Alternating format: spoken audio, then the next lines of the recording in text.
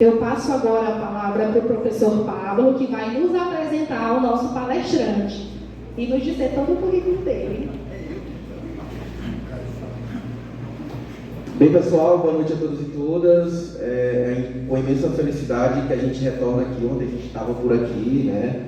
A gente estava comentando que desde quarta vocês estão tendo a oportunidade de terem outros diálogos fora da sala de aula e, eventualmente, do Egito, por exemplo, né? Trazendo outra perspectiva cultural, outra visão, que talvez seja até aquilo que o professor falou em sala de aula, mas com outro formato que chama a atenção, que prende e que nos dá uma nova referência sobre assuntos que eventualmente são comuns, mas que também são extraordinários. Hoje a gente tem aqui, né, a grata sorte de ter o professor Maggi com a gente para falar, né, ter um diálogo interdisciplinar entre direito, ecoliteratura e história à luz das epistemologias do Sul. Partindo de obras de Boaventura de Souza Santos, Ayrton Krenak, Padre Antônio Vieira e Paul Ricoeur, o palestrante vai discutir aqui como o futuro e a sustentabilidade podem ser repensadas como categorias éticas e interculturais. O evento propõe refletir sobre a necessidade de uma abordagem multidisciplinar e intercultural rumo à educação ambiental crítica e humanista, capaz de promover o reencantamento do mundo e a reconciliação entre o humano e a natureza. Inspirando-se na ideia de futuro ancestral e na esperança ativa de Boaventura, o palestrante busca mostrar que um futuro sustentável depende também de uma pedagogia da escuta e da responsabilidade, em que educar, cuidar e sonhar se tornam atos de resistência ética. Para apresentar um pouco da trajetória acadêmica do professor Maggi, ele é professor associado da Oswell University do Egito, doutor pela USP e pela Universidade do Cairo, com pós-doutorado pela Universidade de Porto, é pesquisador das literaturas de língua portuguesa a partir das epistemologias do Sul, tradutor e ensaísta com extensa atuação no diálogo entre literaturas de língua portuguesa e outras disciplinas. Colabora com universidades brasileiras como a UFMA, desenvolvendo projetos de extensão sobre ecoliteratura, educação ambiental e interculturalidade. É com uma imensa satisfação, professor, que nós recebemos sua pessoa nesse recinto para falar um pouco de uma temática que bastante nos toca, e eu sou suspeito para falar sobre isso, porque quem é meu aluno aqui mais antigo, né, o pessoal do 7º período, né, o pessoal mesmo do 1º período que está por aqui, segundo a gente não tem não aqui, né? Não, é muita turma, pessoal. Enfim, entre o 1º e o 7º, ouve, né, recorrentemente eu citando esse entrelaço do direito com outras áreas do saber, especialmente no que diz respeito às artes. Né? Hoje a gente vai ter essa oportunidade de dar uma possibilidade para o direito respirar através de outros olhares.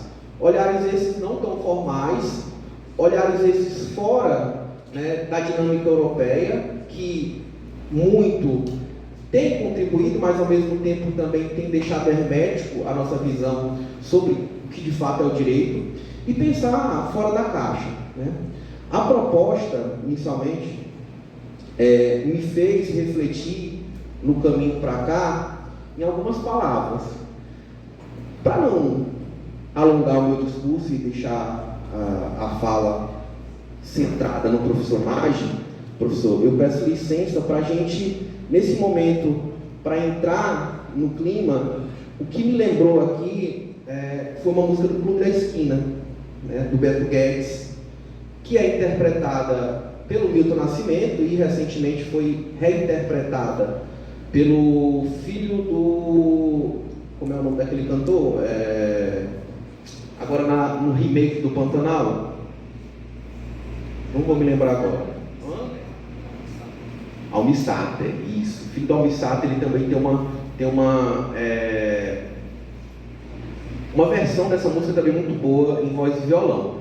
Mas eu quero deixar para a gente, nesse momento inicial, trazer uma reflexão sobre como pensar essa relação do ser humano com a natureza, sobre como pensar o sentimento, os afetos, a partir da música Amor de Índio, certo? Vou pedir para o Osailton colocar, para nesse primeiro momento a gente parar um pouco para refletir, de fato escutar a letra da canção de modo a criar, quem sabe, um clima para recepcionarmos as ideias do professor. Acredito eu que essa canção ela traduz muito o que eventualmente eu queira falar, mas prefiro deixar os versos de Beto Guedes e a voz de Milton Nascimento, né, abraçar vocês, tá certo?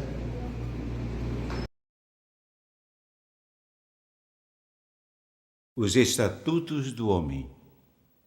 Poema que escrevi em 1964 em protesto contra o terror da ditadura militar. Fica decretado que agora vale a verdade, que agora vale a vida e que de mãos dadas trabalharemos todos pela vida verdadeira. Fica decretado que todos os dias da semana, inclusive as terças-feiras mais cinzentas, têm direito a converter-se em manhãs de domingo. Fica decretado que a partir deste instante haverá girassóis em todas as janelas, que os girassóis terão direito a abrir-se dentro da sombra e que as janelas devem permanecer o dia inteiro abertas para o verde, onde cresce a esperança. Fica decretado que o homem não precisará nunca mais duvidar do homem, que o homem confiará no homem como a palmeira confia no vento, como o vento confia no ar, como o ar confia no campo azul do céu. Parágrafo único. O homem confiará no homem como um menino confia em outro menino. Fica decretado que os homens estão livres do jugo da mentira. Nunca mais será preciso usar a couraça do silêncio, nem a armadura de palavras. O homem se sentará à mesa com o seu olhar limpo, porque a verdade passará a ser servida antes da sobremesa. Fica estabelecida, durante os milênios da vida, a prática sonhada pelo profeta Isaías. E o lobo e o cordeiro pastarão juntos, e a comida de ambos terá o mesmo gosto de aurora. Por decreto irrevogável, fica estabelecido o reinado permanente da justiça e da claridão. E a esperança será uma bandeira generosa, para sempre desfraldada na alma do povo. Fica decretado que a maior dor sempre foi e será sempre não poder dar amor a quem se ama, sabendo que é a água que dá à planta o milagre da flor. Fica permitido que o pão de cada dia tenha no homem o sinal do seu suor, mas que, sobretudo, tenha sempre o quente sabor da ternura. Fica permitido a qualquer pessoa, a qualquer hora da vida, o uso do traje branco. Fica decretado, por definição, que o homem é o animal que ama e que, por isso, é belo, muito mais belo do que a estrela da manhã. Decretas que nada será obrigado nem proibido. Tudo será permitido. Inclusive brincar com os rinocerontes e caminhar pelas tardes com uma imensa begônia na lapela. Parágrafo único. Só uma coisa fica proibida: amar sem amor. Fica decretado que o dinheiro não poderá nunca mais comprar o sol das manhãs vindouras. Expulso do grande baú do medo, o dinheiro se transformará em uma espada fraternal para defender o direito de cantar e a festa do dia que chegou. Artigo final. Fica proibido o uso da palavra liberdade, a qual será suprimida dos dicionários e do pântano enganoso das bocas. A partir deste instante, a liberdade será algo vivo e transparente, como um fogo, um rio, como a semente do trigo, e a sua morada será sempre o coração do homem.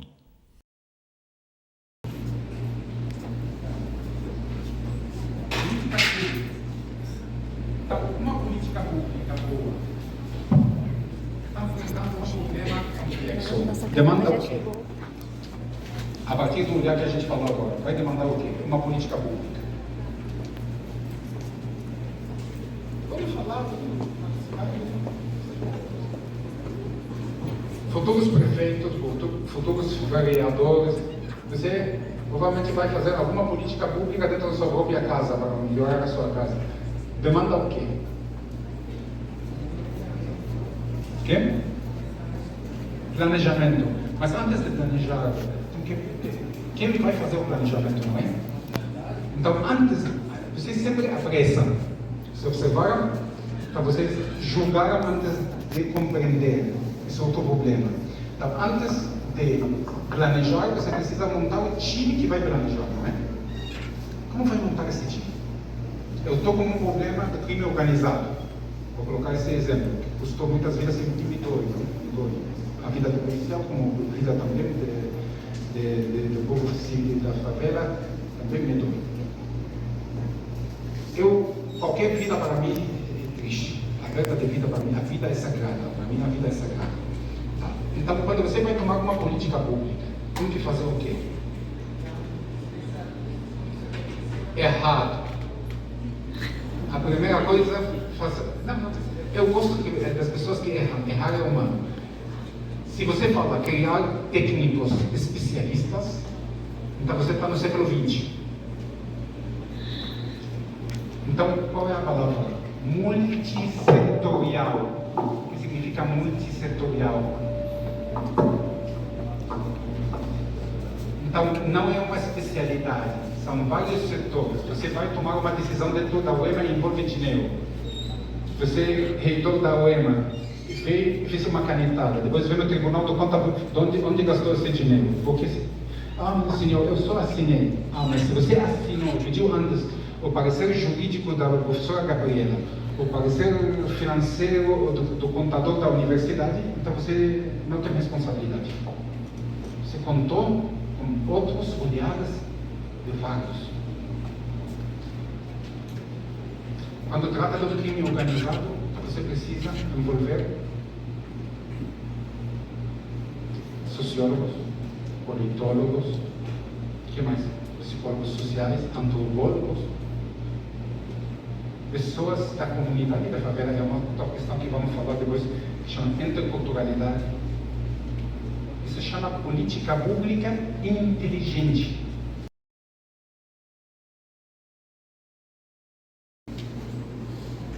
Então, uma política pública tem que ser multissetorial, multidisciplinar.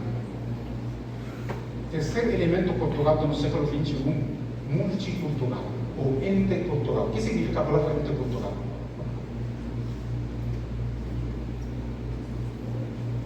Aqui tem culturas ou cultura?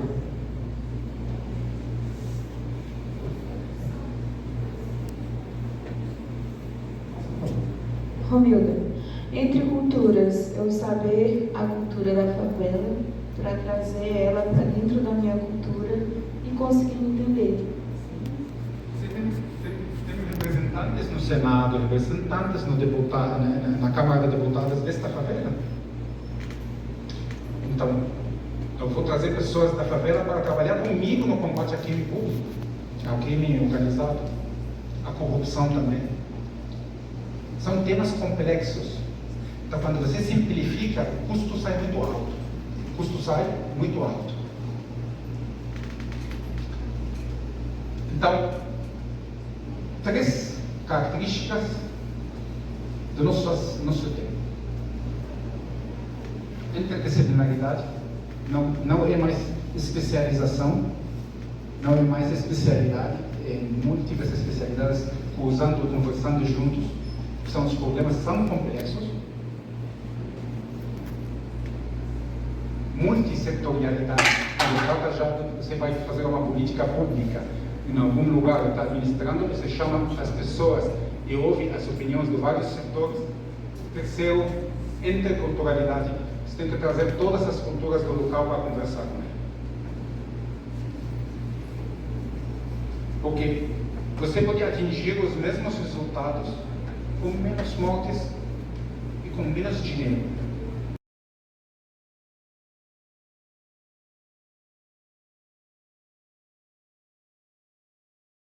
Esta foi a solução do século passado, que a gente vê ela numa obra muito boa, mas muito difícil de ler, que às vezes antigamente davam definição para um estrangeiro para estudar.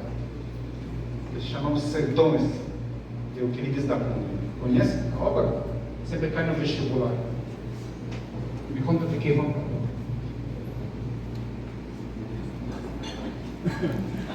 Como se chama? José, Sertões não é aquele livro de fala da questão de Canudos? Sim. Ah, então tô sabendo.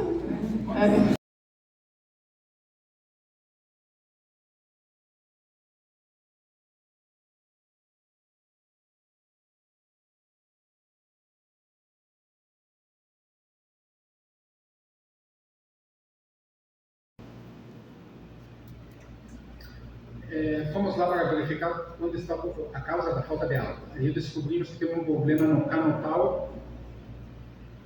Depois de 2 dias, voltou o mesmo senhor a fazer a mesma queixa da falta de água depois de não reparar o cano. O funcionário, se ele não tem atenção na leitura do histórico, não pode fazer uma coisa chamada vocês usam fechado ou arquivar o processo? Gavetar. Você gaveta o processo. Então, se você gaveta o processo não acabou. Porque pode ser que um problema não só cano, são 2 canos. Então, porque você não está lendo, você faz uma coisa que se chama falsa ilusão pela semelhança, pela analogia. O que significa isso? Eu tenho 4 pedidos de um que não aconteceu e 3 que aconteceram, dividido do apoio do governo federal. Então, como aconteceram nos anteriores, e foram analisados, e foram arquivados, não estou olhando o próximo. E estou pegando boa analogia, isso que estou falando, isso é muito importante, nós olhar cuidado na leitura dos processos jurídicos. Isso a arte que te dá. Que você presta atenção pelos falsos amigos. Sabe o que é falso amigo? Alguém ouviu essa palavra? Falso amigo? O que é falso amigo? O que é falso cognato? Falso cognato é um vocabulário que a gente acredita que seja parecido com o que a gente já conhece, mas ele duas formas que se parecem na forma, mas são diferentes na função e no uso. Então você recebe uma queixa, 2 queixas, 2 reclamações, 2 petições que se parecem na forma, no assunto, mas são diferentes no procedimento. Então, quem não tem experiência de leitura atenta, muitas vezes o que faz? Pega os 2 petições por analogia e arquivo. E faz um erro que nós chamamos erro de falso cognato. Então, eu pego 4 processos parecidos, porque tem o mesmo título, sem olhar os detalhes. Nós na árabe falamos, o diabo está no detalhe, no procedimento. Eu acho que o advogado também tem que prestar muita atenção à questão do procedimento. Muitas vezes o problema, aquilo que o direito falha, a linguagem, a literatura, a arte. A gente muitas vezes acha que a arte é uma coisa de rico. Não. A literatura, a poesia slam, na periferia de São Paulo, a comunidade negra se constrói com sua poesia. Aqui as quilombolas devem ter alguma produção de poesia, tem que ter alguma produção artística que precisa ser resgatada por vocês. As góbias camponesas, os movimentos do campo, ele tem sua produção literária. Não tudo todo vai ser resolvido pelo direito. Não, claro que não. Então, estaria contra a minha proposta inicial, que os problemas são complexos, demandam a intervenção de vários setores. as decisões hoje são complexas. Então, demandam intervenção, vários olhares. Então, muitas vezes, aquilo que a lei não resolve, a arte resolve.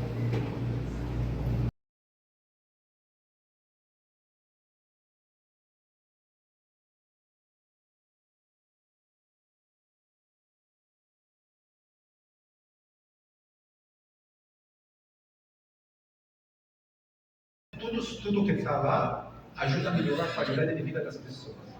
Precisa de um estudo que dialogue com o saber da quilombola, das comunidades remanescentes, que dialogue com os problemas ambientais, deixar as pessoas não só falar, mas consolidar essa fala e escrever. Ayrton Krenak, que eu uso muito no trabalho, muito do saber que ele falava antes era um saber de tradição oral. Nós temos muita tradição oral. As pessoas letradas, cada um que está sentado aqui tem muita riqueza oral na sua família. Resgatar isso, qualificar isso. A pessoa consegue fazer isso se você ir atrás, escrever e qualificar isso. Isso acontece pela leitura e a escrita. Seja de direita, seja de esquerda, seja do centro, não me interessa isso. O que me interessa é saber ler bem e escrever bem. E se fosse de direita ou de esquerda, que seja democrático. Aceita ou a diferença. Agora, se fosse ditadura de direita ou ditadura de esquerda, você não vai construir nenhum conhecimento, você vai reproduzir o conhecimento.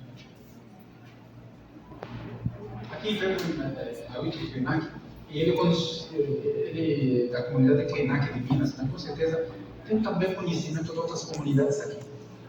Claro, eles não estão no Sudeste, então eles não têm a Companhia das Letras aqui. Mas com certeza tem alguém aqui que sabe escrever poesia, tem uma tradição local boa, dá para resgatar essas tradições locais, tem muita riqueza. Dá para resgatar esses saberes, dá para organizar alguma feira divertida nas noites, com essas produções locais nossas.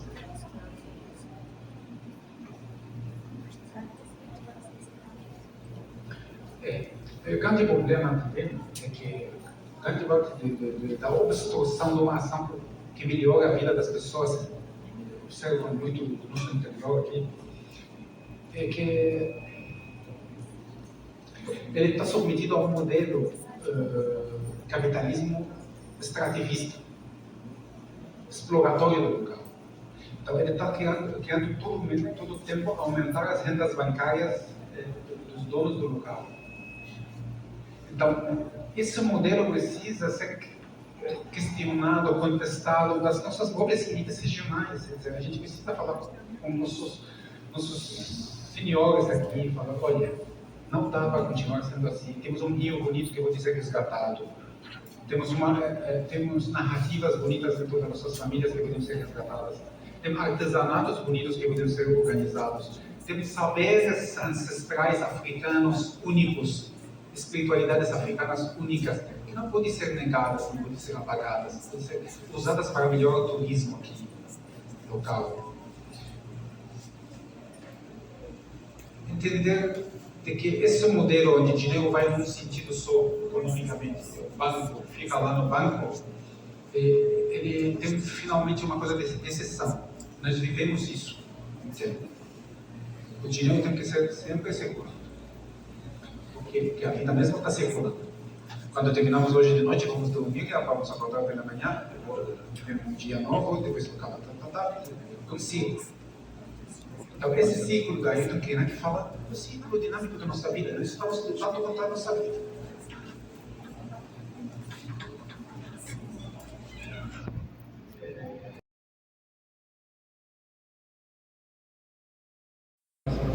Tem direito administrativo no Brasil? Sim. Porque no mundo tem uma coisa que se chama direito administrativo. O que é o direito administrativo? Alguém pode me esclarecer como se toma uma decisão dentro do direito administrativo no Brasil? Em termos gerais, assim.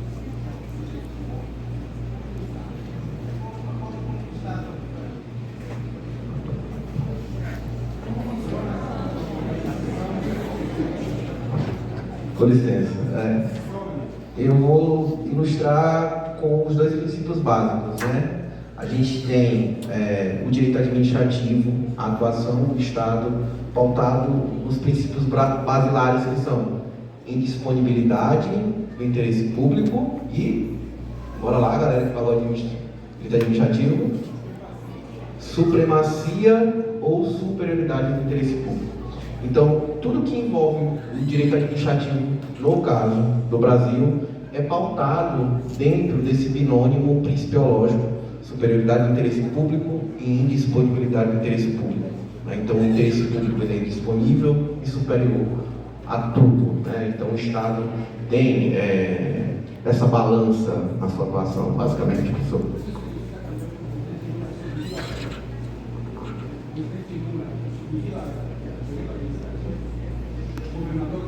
Enquanto agente público, sim, representante do Estado. Não.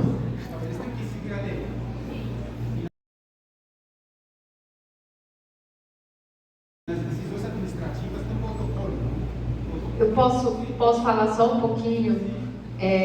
Desculpa me meter aqui, né? Mas já que vamos falar um pouquinho do direito administrativo, só fazendo esclarecimento, o professor, como falou, ele conhece o direito do Egito, né? Então, o nosso papel aqui é ajudar nesse debate. Professor, não só aqui no Brasil, né? Mas quando a gente pensa no Estado de Direito, é justamente esse Estado que está pautado na legalidade, né? Então, e essa legalidade, inclusive, como vocês sabem, vocês viram lá no primeiro período, o pessoal do primeiro período provavelmente está vendo lá também na de IED, Introdução ao Estudo do Direito, há uma hierarquia das normas e a Constituição que prevê a dignidade da pessoa humana, o respeito inviolável à vida, à saúde, que garante aquele rapaz da favela que entrou no tráfico, o direito à educação, o direito ao lazer, aqueles favelados, o direito a uma moradia digna, né? Todas essas leis que estão abaixo da Constituição devem respeitá-la. E o direito à defesa, o contraditório é uma defesa, o devido processo legal do process of law, né? Mas só para fazer uma observação que eu não vou me estender aqui. Mas quando a gente fala do Estado, inclusive o Estado brasileiro, tem lá na Constituição, artigo 1º, nós somos um Estado de direito, que é esse Estado que vai se consolidar na Idade Moderna, né? Ou seja, depois das revoluções burguesas, quando, justamente porque a gente queria fugir lá do rei, da máxima do rei Luís XIV, l'état c'est moi, o Estado sou eu. A figura do governante, seja um governador, um presidente, um prefeito, um monarca, se confundia com a figura do próprio Estado.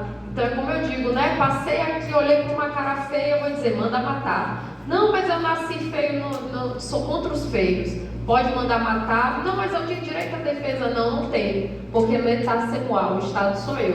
Eu governo e o Estado age conforme aquilo que eu quero. A partir do momento em que a gente muda, né, e com a Revolução Francesa e as revoluções, os movimentos que vêm depois, a gente inaugura o Estado de Direito, em que esse governante começa a se submeter à lei. E aí lá no artigo 1º da Constituição, a gente coloca que somos, inclusive, não só um Estado de Direito, mas um Estado democrático de direito. E é por isso que lá no parágrafo único ele vai dizer assim, todo o poder emana do povo. Porque se a gente for pensar o Estado de Direito, o que é o Estado de Direito? É o Estado da legalidade. O governante só age com base naquilo que o direito determina. E o Estado democrático de direito vai ser aquele direito que o povo, democraticamente, cria as leis, e é com as leis criadas pelo povo que aquele governante, quem quer que seja, precisa atuar. Lembrando que essas leis têm que respeitar todas aquelas máximas da Constituição. Então, professor, resumindo tudo isso, temos o princípio da legalidade. A gente precisa respeitar a lei, inclusive a nossa lei maior, que é a Constituição. Quem quer que seja, não pode mais se confundir com a figura do Estado, com E maiúsculo, né? Você ali cumpre um cargo público, você precisa, inclusive, ter eficiência, é um dos princípios que nós temos. Na Constituição, artigo 37, caput, a eficiência dessa política pública, a eficiência da atuação do Estado. Mas, enfim, desculpem se eu demorei um tempinho mais.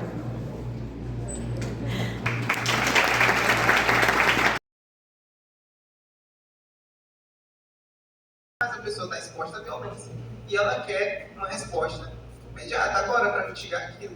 Então, como popularizar esse conhecimento científico e essa resposta ainda existe? Boilerquer, tem textos muito interessantes sobre esta questão que você levantou, que chama um conjunto de textos sobre a questão do perdão. Ele reflete um pouco sobre essa questão do perdão em vários contextos na África.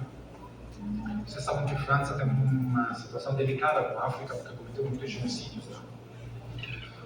Então ele fica debruçando como pode acontecer, como vamos lidar com esse ressentimento. E porque o ressentimento ele cria essa inércia e acaba com uma consciência. Então como ele pode lidar com isso? E ele chega ao final a chamar o perdão, colocar um adjetivo para a palavra perdão, chama ele um perdão difícil. E ele fala que ele precisa de 3 coisas. A verdade. Não tem outro jeito além da verdade. Isso é um trabalho muitas vezes que usa como vocês, juristas, investigar. Então, isso não é fácil, só precisa investigar, disponibilizar o conhecimento. Em segunda instância, nós temos um ressentimento verdade, que tem muitas traumas históricas.